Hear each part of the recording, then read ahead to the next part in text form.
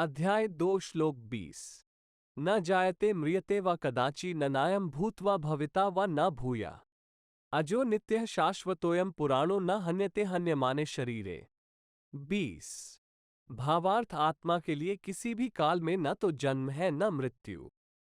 वो न तो कभी जन्मा है, न जन्म लेता है और न जन्म लेगा। वो अजन्मा, नित्य, शाश्वत तथा पुरातन है। शरीर के मारे जाने पर वो मारा नहीं जाता। तात्पर्य गुणात्मक दृष्टि से परमात्मा का अणु अंश परम से अभिन्न है। वो शरीर की भांति विकारी नहीं है।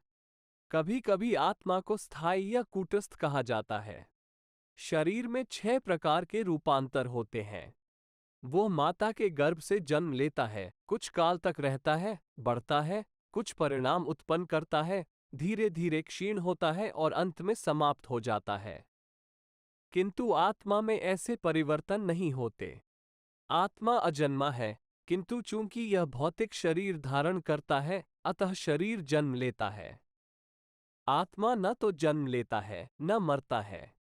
जिसका जन्म होता है उसकी मृत्यु भी होती है।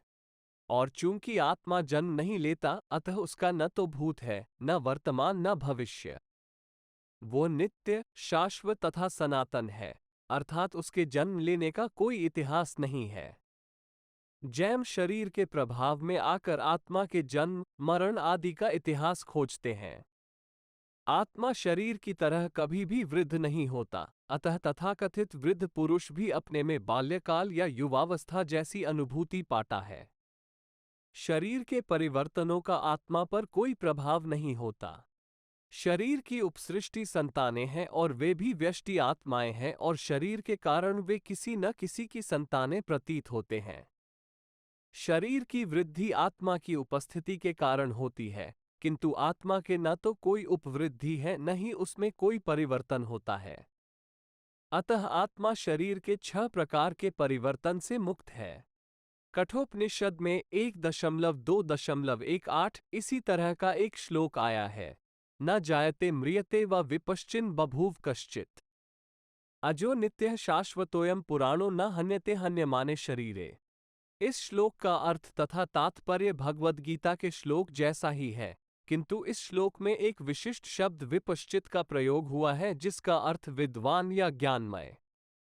आत्मा ज्ञान से या चेतना से सदैव पूर्ण रहता है, अतः चेतना ही आत्मा का लक्षण है। यदि कोई हृदयस्थ आत्मा को नहीं खोज पाता, तब भी वो आत्मा उपस्थिति को चेतना की उपस्थिति से जान सकता है। कभी कभी हम बादलों या अन्य कारणों से आकाश में सूर्य को नहीं देख पाते, किंतु सूर्य का प्रकाश सदैव विद्यमान रहता है, अतः हमें विश्वास हो जाता है कि ये दिन का समय है। प्रातःकाल जो ही आकाश में थोड़ा सा सूर्य प्रकाश दिखता है, तो हम समझ जाते हैं कि सूर्य आकाश में है। इसी प्रकार चूंकि शरीरों में, चाहे पशु के हों या पुरुषों के, कुछ न कुछ चेतना रहती है, अतः हम आत्मा की उपस्थिति को जान लेते हैं। किंतु जीव की यह चेतना परमेश्वर की चेतना से भिन्न है, क्योंकि परम चेतना तो सर्वज्ञ है, भूत, वर्तमान तथा भविष्य के ज्ञान से पूर्ण। व्यष्टि जीव की चेतना विस्मरणशील है। जब वो अपने वास्तविक स्वरूप को भूल जाता है, तो उसे कृष्ण के उपदेशों से शिक्षा तथा प्रकाश और बोध प्राप्त होता है। किंतु कृष्ण विस्मरणशील जीव नहीं हैं।